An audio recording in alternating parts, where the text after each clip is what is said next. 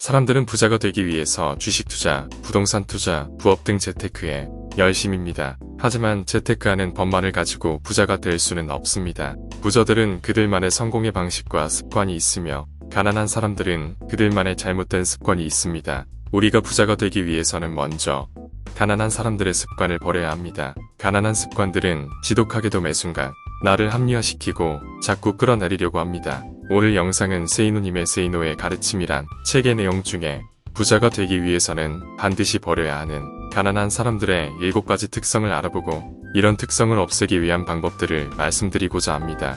세이노님은 자수성가한 1000억대의 부자로 자신이 직접 겪은 일들을 인터넷 카페에 PDF 파일로 무료로 공개해서 많은 사람들이 배울 수 있도록 하였으며 최근에는 책으로 출간되었는데 가격이 인쇄를 하는 정도로 저렴하게 보급되어 자기계발 분야의 베스트셀러가 되었습니다. 이 글들은 이미 많은 사람들 사이에 부자가 되는 지침서로도 암암리에 알려져 있습니다. 그럼 세이노의 가르침의 내용을 들어보도록 하겠습니다.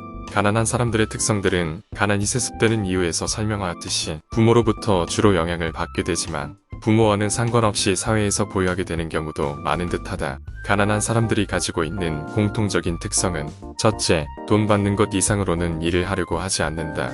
정해진 시간에 좀 더 많은 땀을 흘리거나 시간을 초과하여 일한다고 해서 돈을 더 받는 것도 아닌데 고용주들이 그런 요구를 하는 것은 자기를 좀 더 부려먹으려는 수작에 지나지 않는다고 여긴다. 오늘 1시간을 더 일하였다며 그날 저녁 당장 대가가 더 주어져야 한다고 믿는다. 그러니 돈 있는 사람들이 볼 때는 모두가 그놈이 그놈인 셈이므로 잘해줄 필요를 느끼지 못한다. 하지만 고용주들의 이러한 태도를 가난한 사람들은 있는 놈들이 더 지독하다고 바라본다. 있는 놈들이 일을 더 헌신적으로 잘하는 사람을 곁에 두고 싶어 한다는 것은 까맣게 모르며 기회는 그 있는 놈들로부터 주어질 수 있다는 것을 상상조차 하지 못한다. 둘째, 아무 일이나 하려고 하지 않는다. 농촌 인구가 도시로 몰려들던 60년대와 70년대에 미국인 문화인류학자 빈센트 브란트는 청계천 주변의 판자촌에 살면서 빈민층 연구를 하였고 흥미로운 논문을 발표했었다. 그 내용은 한국의 판자촌 주민들은 외국의 슬럼가처럼 숙명처럼 가난이 뒤따르는 곳이 아니라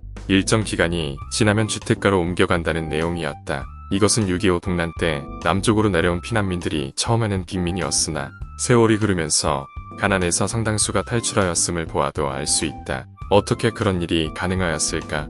일자리가 너무나도 부족한 상황에서 아무 일이나 닥치는 대로 하다가 기회를 잡았기 때문이다. 일을 하지 않으면 당장 굶어 죽는 처지였기에 일을 가려서 한다거나 몸이 편한 일만을 찾는다는 것은 꿈같은 이야기였다. 지금의 수많은 빈민들은 그렇게 하지 않는다. 마음에 들지 않는 일을 하지 않아도 굶어 죽지는 않는다는 사실을 알기 때문일까? 셋째, 자신이 받았던 돈의 액수 이하로는 일하려고 하지 않는다. 하루에 5만원을 받는 일을 해온 사람은 당장 일거리가 많지 않음에도 자신의 일당을 낮추려고 하지 않는다. 이것은 성남의 새벽 인력시장이나 농촌 인력시장에서 아주 자주 나타나는 현상이다. 나 같으면 하루 5만원 받는 일을 일주일에 3일 하느니 일단은 하루 3만원 일거리를 일주일 내내 할 것이고 나를 고용한 사람이 나를 반드시 다시 찾도록 만들 것이다. 그때 비로소 나는 내가 얼마를 받고 싶어 하는지를 말할 것이다. 가난한 자들이 그렇게 하지 않는 이유는 무엇일까? 세상 이치를 모르기 때문일까? 아니면 어설픈 자존심 때문일까? 넷째, 티끌 모아 태산이라는 말을 믿지 않는다. 조금이라도 돈이 생기면 쓰고 싶어 안달이 난다. 예컨대 반포 고속터미널 지하도 근처의 한 편의점에서 양주를 구입하는 고객들 중에는 그 지하도에서 노숙하는 사람들도 있다. 비오는 날은 공치는 날이라는 것을 뻔히 알면서도 돈을 아끼지 않으며 기분 내키는 대로 써버린다.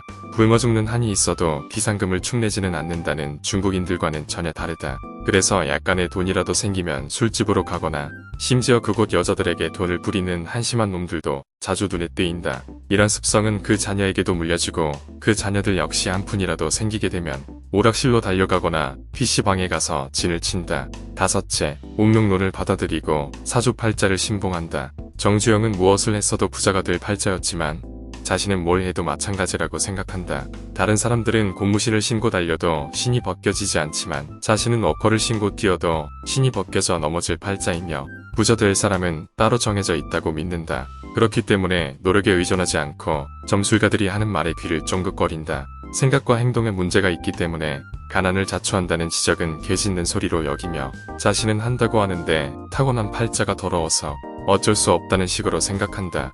실제로는 사주팔자를 자신의 게으름에 대한 방패막이로 사용하고 있을 뿐이다. 여섯째, 세상을 일방적으로 해석하고 쉽게 흥분한다. 순박하여서가 아니라 전체적 상황을 보는 능력이 약하기 때문이다. 그러다 보니 흑백 논리에 아주 강하다.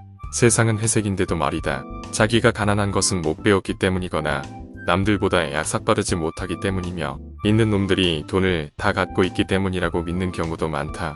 자기 판단에 대해 스스로 의심을 하지 않는다. 때문에 자기 생각이 잘못된 것인지도 모른다는 불안감이 별로 없다. 일곱째, 경험자의 이야기보다는 자기 판단을 더 믿는다. 예컨대 선택의 기로에 서서 나에게 조언을 구한 사람들 중 많은 수는 내가 충고한 대로 하지 않고 자기 생각대로 한다. 나는 이게 참 이상하다. 그렇게 할 것을 왜 아까운 내 시간을 허비하게 만드는지 이해가 가지 않는다는 말이다. 그렇게 자기 생각대로 하다가 세월이 지나면 다시 찾아오는데 내가 말해주면 못하랴. 그 글은 우주에는 총 3201억 5983만 7647개의 별이 있다고. 내가 말하면 믿지만 내가 경험적으로 알게 된 주의 사항들을 말하면 믿지 않는다. 하긴 7조심이라고 써놓아도 직접 손을 대보는 사람들은 언제나 있지 않은가. 당신이 미래에 부자가 될 수 있는지 없는지를 판가름할 수 있는 방법이 있다. 가난한 친구들을 찾아가 부자가 되는 방법에 대한 그들의 말을 귀담아 들어보라.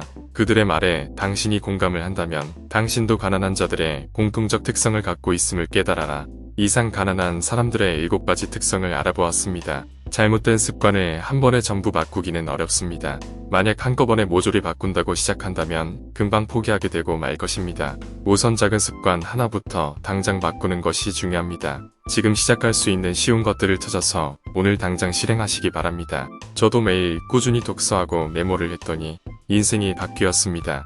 매일 꾸준히만 한다면 당신의 인생도 바뀔 것입니다. 그럼 제 영상이 당신의 성공에 작은 보탬이 되길 바라면서 마치겠습니다. 긴 영상 끝까지 함께 해주셔서 대단히 감사합니다.